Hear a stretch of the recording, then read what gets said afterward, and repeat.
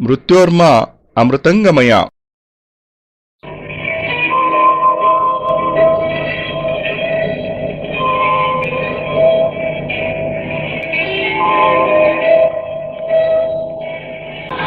हम किस समय मृत्यु को प्राप्त हो जाएंगे ये हमारे हाथ में नहीं है। हमारे पास कोई ऐसी साधना, कोई सिद्धि, कोई विज्ञान नहीं है जिसके माध्यम से हम दो टूक शब्द में कह सकेंगे हम इतने दिन तक जीवित रहेंगे ही, मृत्यु हमें स्पर्श नहीं कर सकेगी।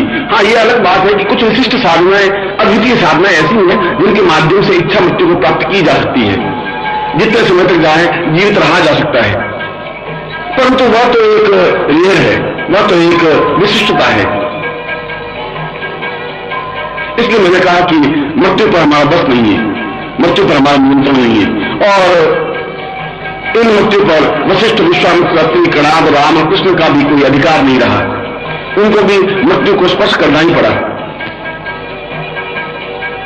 मगर मृत्यु के बाद भी उस प्राणी का अस्तित्व इस भूमंडल में, इस पितृलोक में बना रहता है और एक विरल रूप में, एक सांकेतिक रूप में, एक सूक्ष्म रूप में, और निरंतर इस बात के लिए प्रयत्न रहता है वह प्राणी जिसकी मृत्यु हो चुकी है और जिसका केवल प्राण ही इस वायुमंडल में व्याप्त है, जिसका प्राणी सूक्ष्म शरीर धारण किए हुए नित्य तत्व विचरण करता रहता है, वह इस बात के लिए निरंतर प्रयत्नशील रहता है कि वापिस वह जन्म ले। जन्म लेने के लिए बहुत धक्का मुक्की है, बहुत जोश खरोश है, क्योंकि करोड़ों करोड़ों प्राणी इस वायुमंडल में विचरण करते रहते हैं और जन्म लेने की स्थिति तो बहुत कम है। कुछ ही गर्भ स्पष्ट होते हैं जहां जन्म लिया जा सकता है। उन करोड़ों व्यक्तियों में, करोड़ों प्राणियों में आपस में लेन पेल होती है, आपस में धक्का मुक्की होती है, एक दूसरे को ठेलते हैं, क्योंकि प्रत्येक प्राणी और प्रत्येक जीवात्मा इस बात के लिए प्रयत्न रहती है कि ये जो गर्भ खुला है इसमें मैं जन्म ले लूं, इसमें प्रवेश कर लूं। और इस धक्का मुक्की में, इस जोर जबरदस्ती में दुष्ट आत्माएं ज्यादा सुविधाएं प्राप्त कर लेती हैं, वे ज्यादा पहले जन्म ले लेती हैं। जो चैतन्य है, जो सरल हैं, जो निष्प्रह हैं, जो कपट रहित हैं, जो धक्का मुक्की से परे हैं, वे तो पीछे खड़े रहते हैं। वे इस प्रकार से गुंडागिरी नहीं कर सकते, इस प्रकार से धक्का मुक्की नहीं कर सकते, इस प्रकार जबरदस्ती से गर्भ में प्रवेश नहीं कर सकते। वे तो इंतजार करते रहते हैं। इसीलिए इस पृथ्वी पर दुष्ट व्यक्तियों का जन्म ज्यादा होने लगा है, क्योंकि उन सरल और निष्प्रह ऋषितुल्य योगियों, विचारकों, विद्वानों और कपट रहित प्राणियों का जन्म होना कठिन सा होने लगा है। तो मैंने कहा कि ये तो हमारे बस में नहीं है, मृत्यु हमारे बस में नहीं है, तो जन्म भी हमारे बस में नहीं है। परंतु जो उच्च कोटि की साधनाएं संपन्न करते हैं, जो मृत्योर्मा अमृतं गमया साधना को संपन्न कर लेते हैं, उनके हाथ में होता है कि वह किस क्षण मृत्यु को प्राप्त हो, कहां मृत्यु को प्राप्त हो, किस स्थिति में मृत्यु को प्राप्त हो और किस तरीके से मृत्यु को वर्ण करे। क्योंकि मृत्यु तो जीवन का संहार है, मृत्यु भय नहीं है, मृत्यु किसी प्रकार से कष्टदायक नहीं है। मृत्यु तो एक स्थिर निद्रा है, जिस प्रकार से हम रोज रात को सोते हैं और जिसमें नींद में और नींद के आगोश में होते हैं, उसमें हमें कोई होश नहीं रहता, हमें कोई ज्ञान नहीं रहता, कोई चेतना नहीं रहती कि हम कहां हैं, किस प्रकार से हैं। हमारे कपड़ों का हमें ध्यान नहीं रहता, हम नंगे हैं या सही है इसका भी हमें ज्ञान नहीं रहता। और यदि हम नींद में होते हैं, कोई एक दुष्ट व्यक्ति चाकू लेकर के हमारे सिराने खड़ा हो जाता है और खंजर भोंक देता है, तब भी हमें होश नहीं रहता, ज्ञान नहीं रहता कि कोई हमें मारने के लिए उद्युक्त हुआ है। इसका मतलब हुआ कि हम नित्य मृत्यु को प्राप्त होते हैं। निद्रा अपने आप में मृत्यु है और नित्य वापस सुबह जन्म लेते हैं, नित्य रात्रि को मृत्यु को प्राप्त करते हैं। मृत्यु का मतलब है अपने आप में एक भूल जाने की क्रिया, अपने अस्तित्व की भूल जाने की क्रिया, अपने प्राणों को भूल जाने की क्रिया, अपनी चैतन्यता को भूल जाने की क्रिया। मगर यह भूल जाने की क्रिया कुछ घंटों की होती है, इसलिए इसको नींद कहते हैं, और वह भूल जाने की क्रिया काफी लंबे अरसे तक की होती है, इसलिए उसको मृत्यु कहते हैं। इसे निद्रा में मृत्यु में कोई विशेष अंतर नहीं है। और इसीलिए मार्कंडेय पुराण में स्पष्ट कहा है कि या देवी सर्वभूतेषु निद्रा रूपेण स्थिता नमस्तस्यै नमस्तस्यै नमस्तस्यै नमो नमः। क्योंकि निद्रा भी अपने आप में मृत्यु का एक पूर्वाभ्यास है।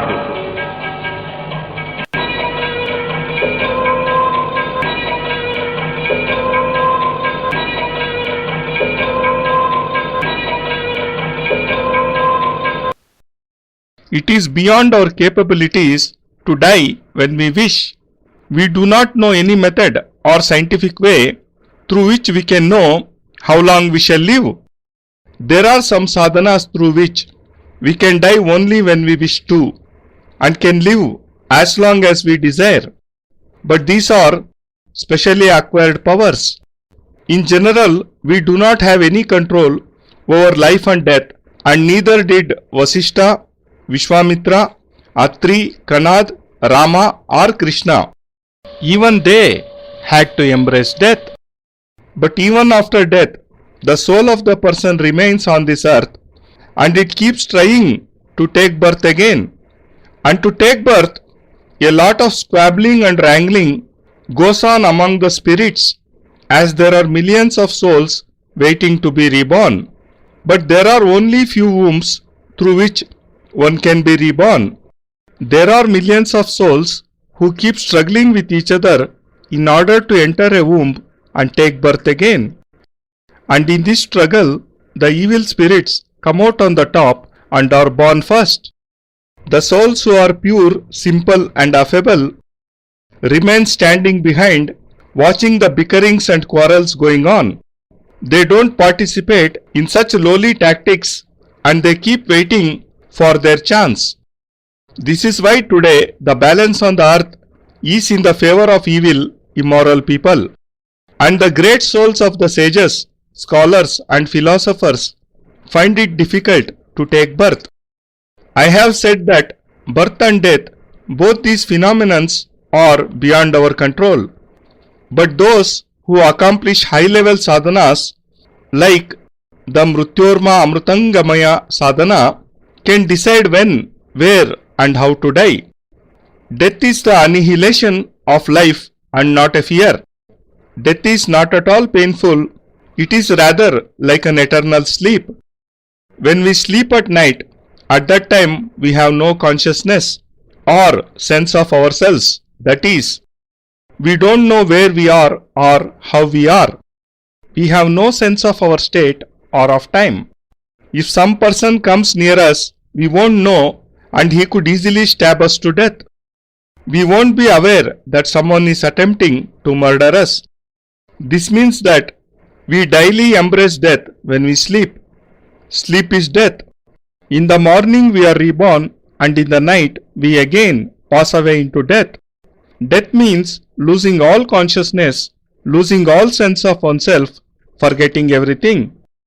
But as this process lasts only for a few hours, it is called sleep. And when this process becomes eternal, it is called death. Hence, there is not much difference between death and sleep. It's been said in Markandeya Purana, Ya Devi Sarva Bhuteshu Nidra Rupena Samstita Namastasyai Namastasyai Namastasyai Namo Namaha. Means, sleep is like a rehearsal of death.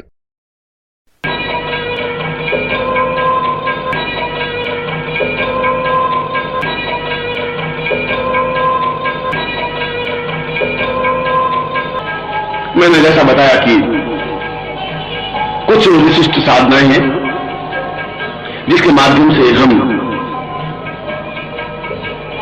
इस मृत्यु पर नियंत्रण प्राप्त कर सकते हैं। विजय प्राप्त करना एक अलग चीज है। नियंत्रण प्राप्त करने का मतलब है कि हम जहां चाहें, जिस उम्र में चाहें मृत्यु को वर्ण करें। यदि चाहें 100 साल की आयु प्राप्त करें तो निश्चित ही 100 साल की आयु प्राप्त कर सकते हैं। 120 साल, 130 साल, 400 साल, 500 साल, 1000 साल की आयु भी प्राप्त कर सकते हैं। ये हमारे हाथ में है। यदि उन साधनाओं का हम सहारा लें, उन साधनाओं के माध्यम से हम जीवन की पूर्णता की ओर अग्रसर हों। और जिस प्रकार से मृत्यु हमारे साधना के माध्यम से हाथ में रहती है, हमारी इच्छा पर निर्भर होती है, ठीक उसी प्रकार से मृत्यु के बाद में भी ये हमारे पास हमारा अस्तित्व, हमारे चेतनता बनी रहती है कि हम इस ब्रह्मांड में कहां पर हैं, प्राणियों के किस रूप में हैं। देवलोक में है, पितृलोक में है, राक्षस लोक में है, गंधर्व लोक में है, किस लोक में है। और इन सारे लोकों में हम एक सूक्ष्म अंगूठे के आकार के प्राणी के रूप में बने रहते हैं। इसलिए प्राणियों को उष्ठा प्राप्ति कहा गया है, यानी ये पूरा शरीर एक अंगूठे के आकार का बन जाता है। और ऐसे अंगूठे के आकार के प्राणी जीवात्मा करोड़ों करोड़ों इस आत्ममंडल में, भूमंडल में विचरण करती रहती है, जहां हमारी दृष्टि नहीं जाती। और यदि हम अपने इस मृत्यु रूप से थोड़ा सा ऊपर उठ के देखें तो करोड़ों ये आत्माएं जो मृत्यु को प्राप्त हो चुकी हैं बराबर भटकती रहती हैं, और उन सबका एकमात्र लक्ष्य, केवल एकमात्र लक्ष्य ये होता है कि वापस जन्म लें। मगर जन्म लेना तो उसके हाथ में है नहीं। जैसा कि मैंने बताया कि वहां पर भी उतना ही जोर जबरदस्ती है, कोई ऐसा संकेत नहीं है, कोई ऐसी एक नियंत्रण रेखा नहीं है, कोई ऐसा सिस्टम नहीं है कि एक के बाद एक जन्म लेता रहे। ऐसा कोई संभव नहीं है। जिसको जो स्थिति बनती है वो वैसा ही जन्म ले लेता है। ठीक उसी प्रकार से कि जहां बलवान होते हैं वो किसी भी जमीन पर कब्जा कर लेते हैं, और जो जमीन का मालिक होता है वो बेचारा टुकड़ टुकड़ ताकता रहता है। ठीक उसी प्रकार से जो बलवान और ताकत और दुष्ट आत्माएं होती हैं वे ठेलम खेल करके, जबरदस्ती करके, धक्का मुक्की करके जो गर्भ खुलता है उसमें प्रवेश कर लेते हैं, जन्म ले लेते हैं। और जो दिव्यात्माएं होती हैं, जो सीधे साधे सरल ऋषि तुल्य व्यक्तित्व होते हैं, वो पीछे खड़े रहते हैं 2 साल, 5 साल, 10 साल, 20 साल, 50 साल। उनका जन्म होना थोड़ा कठिन होने लगा है। इसलिए इस पृथ्वी पर दुष्ट आत्माएं ज्यादा जन्म लेने लगी है। इसलिए इस पृथ्वी पर अधर्म ज्यादा फैला है, इसलिए इस पृथ्वी पर व्यभिचार ज्यादा फैला है, इस पृथ्वी पर झूठ और कपट और दुर्दर्शता ज्यादा फैली है। इसलिए फैली है कि उन आत्माओं का जन्म ज्यादा होने लगा है। क्या इस स्थिति से अपने आप को टाल सकते हैं? ये तो अपने आप में एक बहुत पेचीदा, बहुत दुखदायक स्थिति है कि हमने अपने जीवन को एक सरल और निष्ठा रूप से व्यतीत किया, हमने धार्मिक और आध्यात्मिक रूप से जीवन को व्यतीत किया, और इस पूरे जीवन को व्यतीत करने के बाद भी हमें कई वर्षों तक इस आत्मा में भटकना पड़ता है।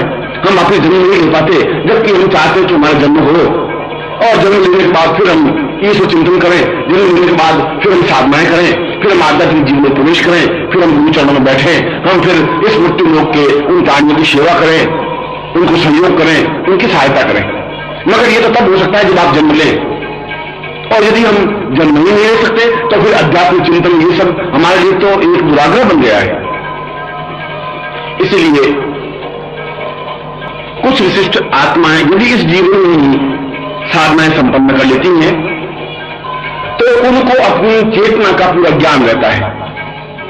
उनको ज्ञान रहता है कि मैं कहां था, किस रूप में था, मैंने जीवन की कौन सी साधनाएं संपन्न की थी, कहां जन्म लिया था, किस प्रकार से जन्म लिया था, और उसको उस साधना की वजह से यह भी चेतनता रहती है कि मुझे जल्दी से जन्म लेना है। उसको इस बात का भी भान रहता है कि मैं उच्च कोटि के गर्भ को ही चुनूं।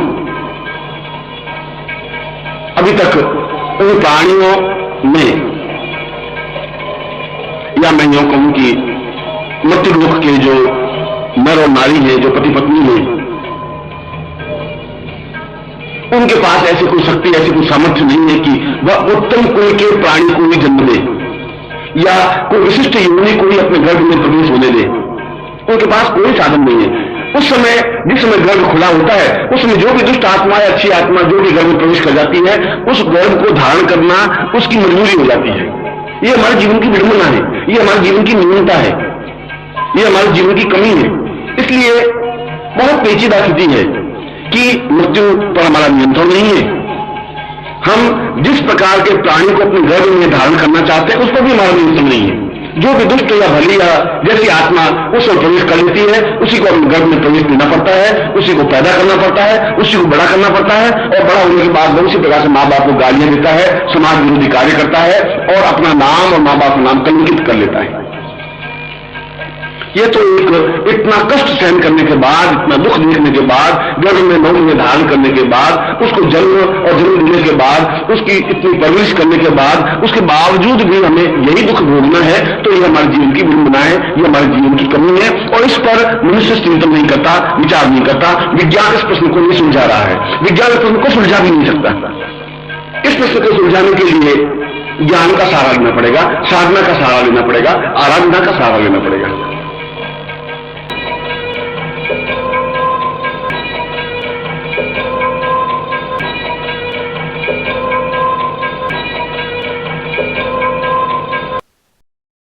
There are some special, unique sadhanas through which we can establish control over life and death. Claiming victory over something and just controlling it are two different accomplishments. Controlling means we can choose to die when and where we wish. If we wish to live for 100 years, we can surely do so. Through these sadhanas, we can live to an age of 100, 120, 150, 200 and even 1000 years. Through these sadhanas, we can attain the totality of life. Thus, death occurs only through our desire. Even after death, we can exist as souls with all consciousness of our past knowledge and memories.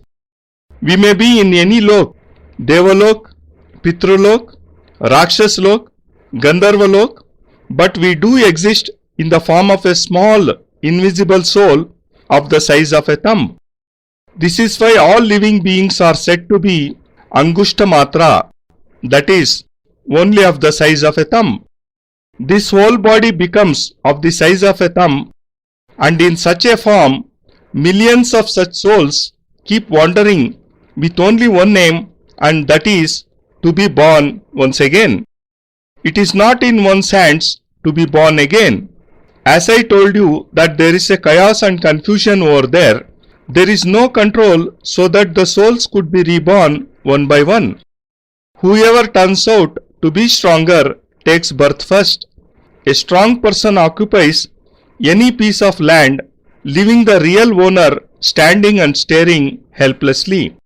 Similarly, the stronger but evil spirits, through wrangling and bickerings, forcibly enter any womb of their choice and are reborn, while the pure divine souls keep waiting for their chance for 2, 5, 10 or even 50 years.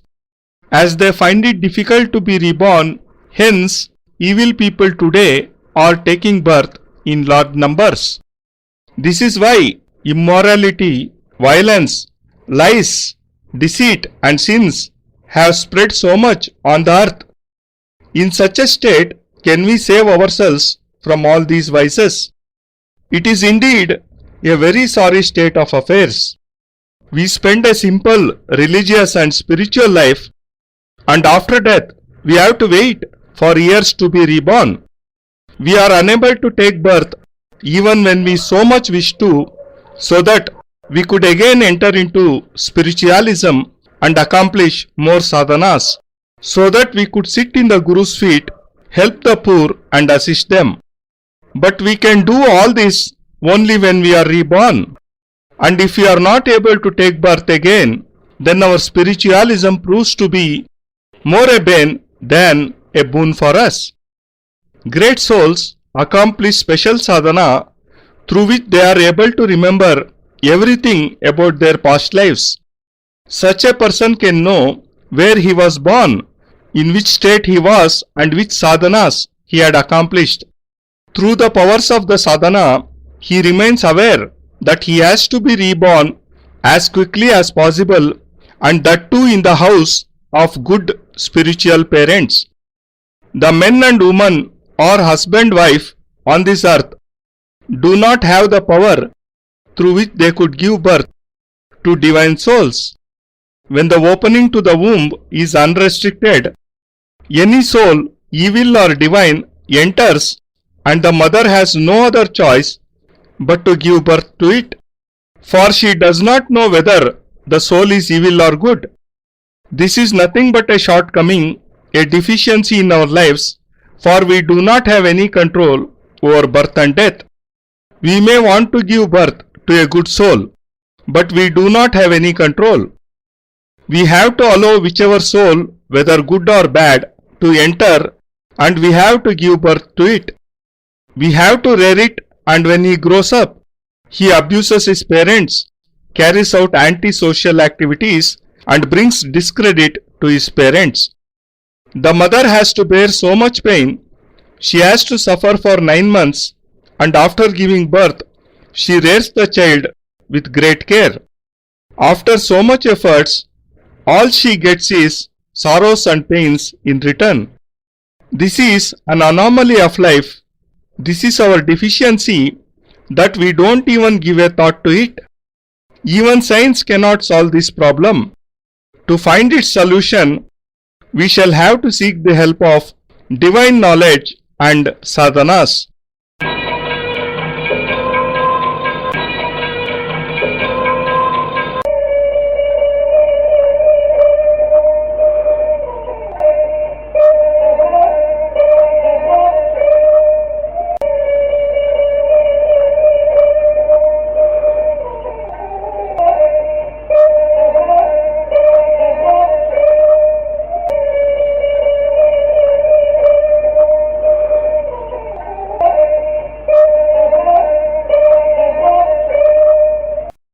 नारायणो त्वं निखिलेश्वरो त्वं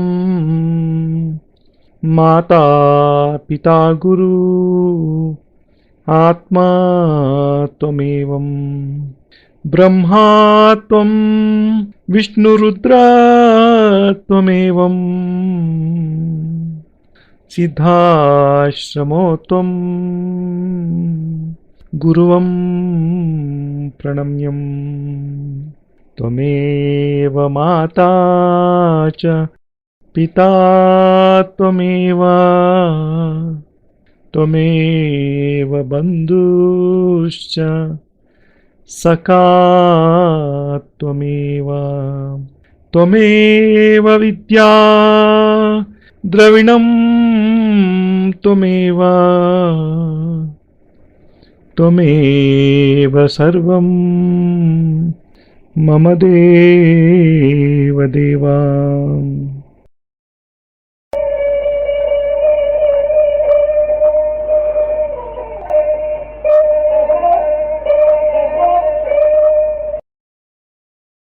त्वदीयं वस्तु निखिलं तुभ्यमेवं समर्पयेत्। जय गुरुदेव।